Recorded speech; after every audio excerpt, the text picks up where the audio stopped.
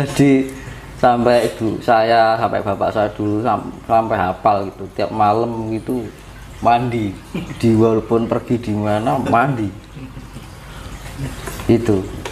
Itu pengaruhnya juga bagus untuk kesehatan. Itu bisa membuat orang itu ion-ion positif. Otak kita juga berpikir secara positif. Iya kan, prasangka juga bisa terbawa positif. Jangan budrek lagi pusing, mandi saja, nantilah ada pengurangan. Iya gitu. Iya, Itu fakta. Saya dari dulu mas, dari dulu emang nggak peduli, katanya orang kan mandi malam itu jelek.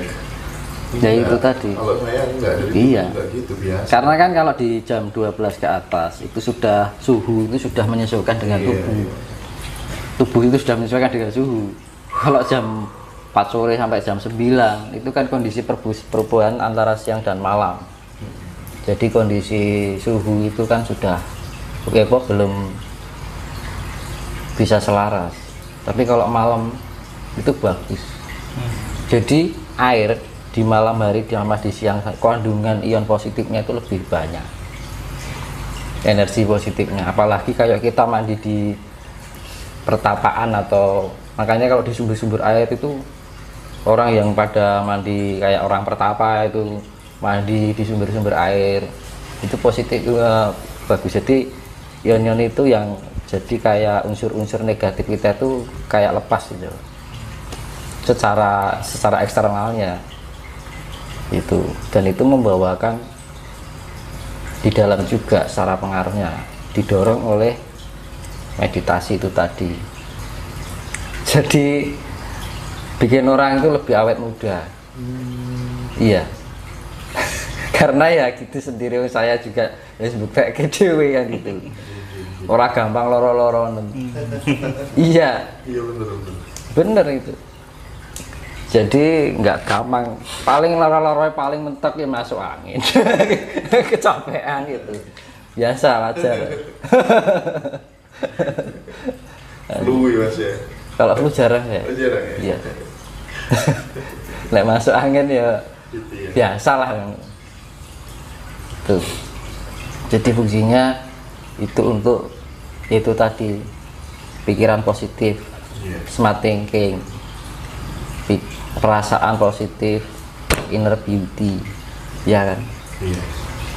Jiwa positif, self control, jiwa kita lebih bisa terjaga atau terkendali. Raga positif itu adalah power. Makanya kan loro pikir iki tombone apa mas? Budrek mungkin iso ya. Apa obat Indonesia kan ngeluh lah ngono. Kan orang kalau berpikir kenceng kan tegang sarafnya. Iya kan. Nah itu kalau bablas lagi ini rasa tombone rasa. Misalkan orang lagi galau, hati obatnya hati. Tapi kalau sakit jiwa piye mas? Kira-kira obatnya apa? Gitu loh. Nah mendalam lagi, loro rogo, misalkan kayak stroke kan gitu. Nah stroke itu terjadi karena apa? Karena ada separuh dari tubuh ini peredaran darah tidak lancar. Nah itu karena yang mempunyai, kita bisa merasakan, kita bisa bermain HP, ada senyawanya. Kalau dalam bahasa biologisnya senyawa.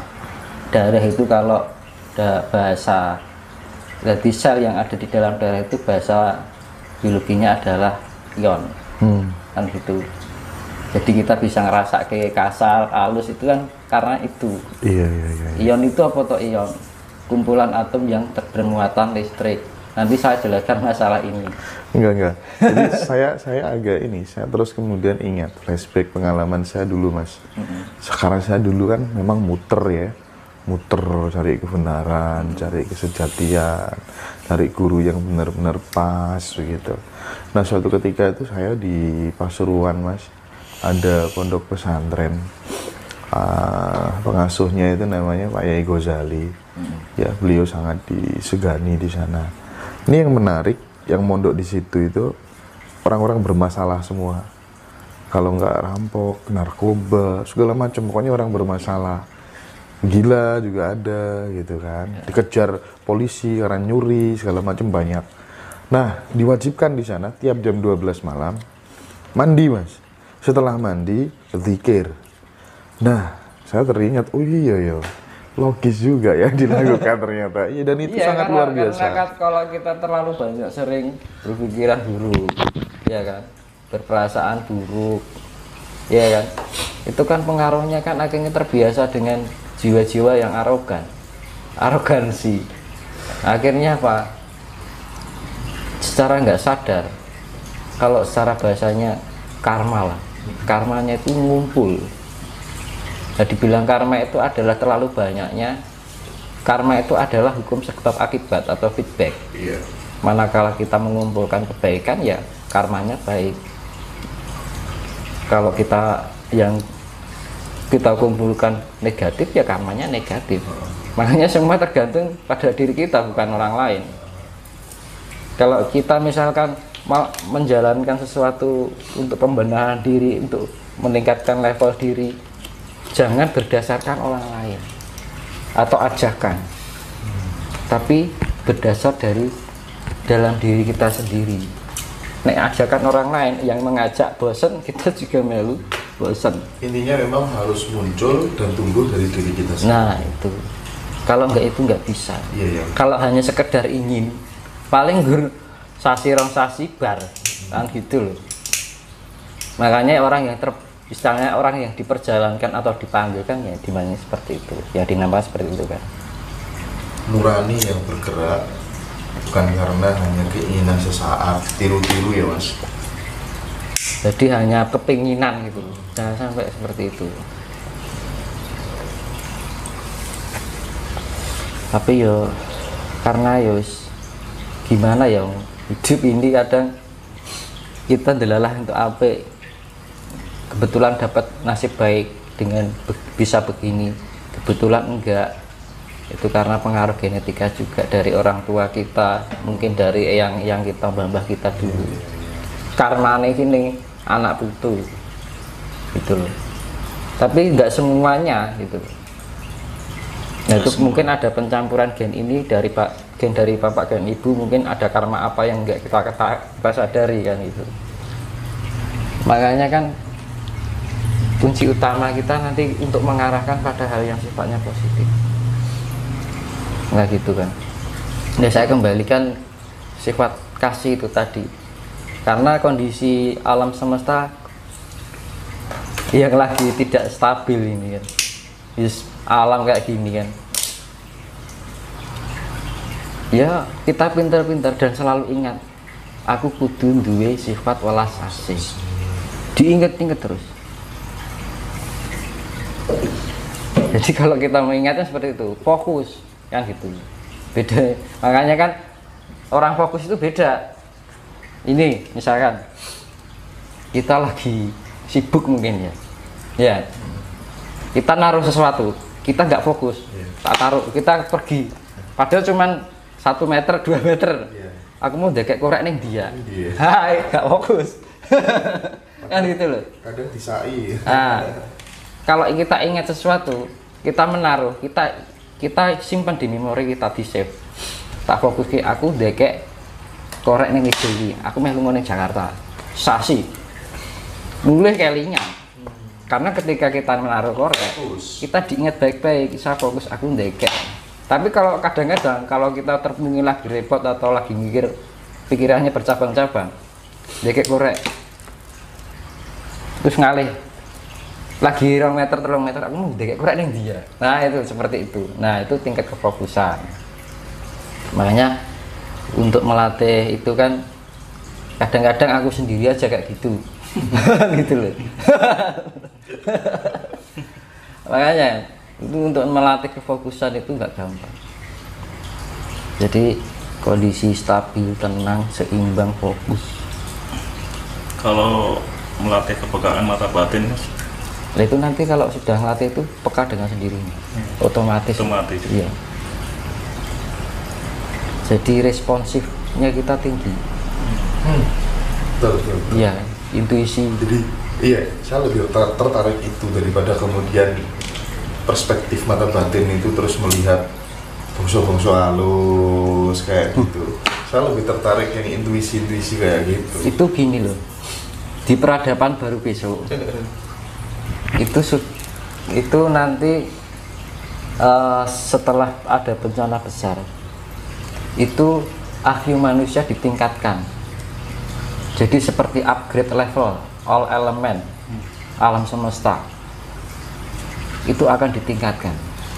Itu kayak kehidupan dulu, misalkan Homo, misalkan Megatropus, terus Pithecanthropus sampai Homo, terus Homo sapien itu Homo yang cerdas. Itu ada perkembangan ke tingkat kecerdasan otak.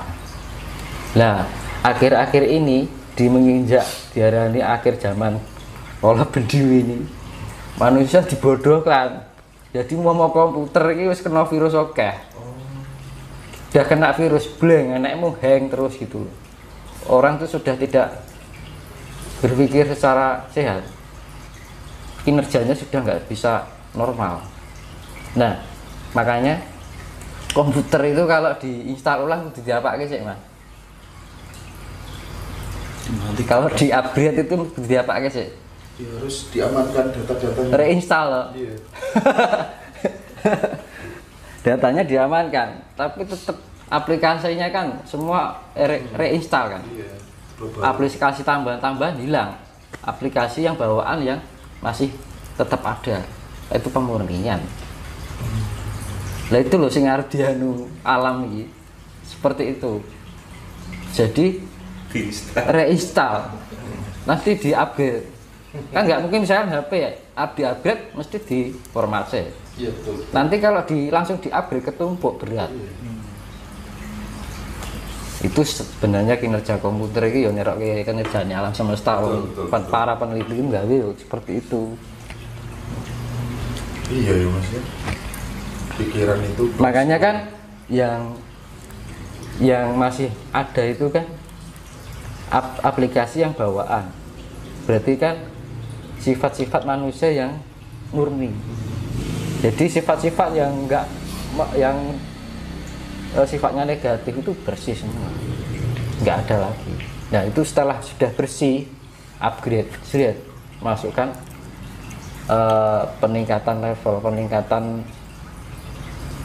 fungsional. Cuman gini Mas, saya melihat ya orang-orang kecil ini yang memang benar-benar tertindas, termarginalkan oleh sebuah sistem dan desain-desain kepentingan politik praktis, kepentingan bisnis. Saya meyakini betul itu ada kesengajaan memanfaatkan kondisi saat ini untuk mencari keuntungan dan orang kecil yang direndahkan. Idealnya setelah orang kecil ini disiksa, dicekik dalam tanda kutip, kudune kan mereka menemukan kejayaan, kebahagiaan, mariposo mesti nemu liyoyo. Nah, yang ingin saya tanyakan, pasca kondisi seperti ini tuh sebenarnya nanti akan ketemu langsung atau masih harus ada yang lebih ngeri dibanding apa yang dialami orang kecil saat ini? Itu nanti podo wae kisah Bratayuda toh Mas. Ya. Antara Pandawa dan Kurawa. Iya. Gimana nasib Pandawa? Anaknya tertindas terus. Oh iya.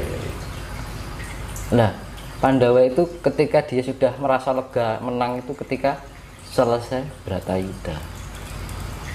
Yang Kurawa habis. Jalan satu-satunya adalah itu, reinstall, format ulang. Nah gitu. Kita bertindak mau gini-gini, mau sehebat apapun, misalkan mau aku gini, kudu tak ramu kabeh, impossible. Alam yang bertindak, iya. Yang bisa ya kita belajar dari kita sendiri. Ayo belajar saling mengasihi, saling mencintai. Itu adalah bagian tujuan semesta. Yang bisa menerapkan itu, dia akan bisa melewati fase Bratayuda dengan selamat. Iya, Pasti itu. kuncinya kasih sayang. Gitu ya? Iya, itu dengan kasih sayang itu kan yo ora mung karo sesama, Ya. tapi juga sama hewan, sama tumbuhan. Tiada tumbuhan kita nggak punya oksigen. Ambekan karo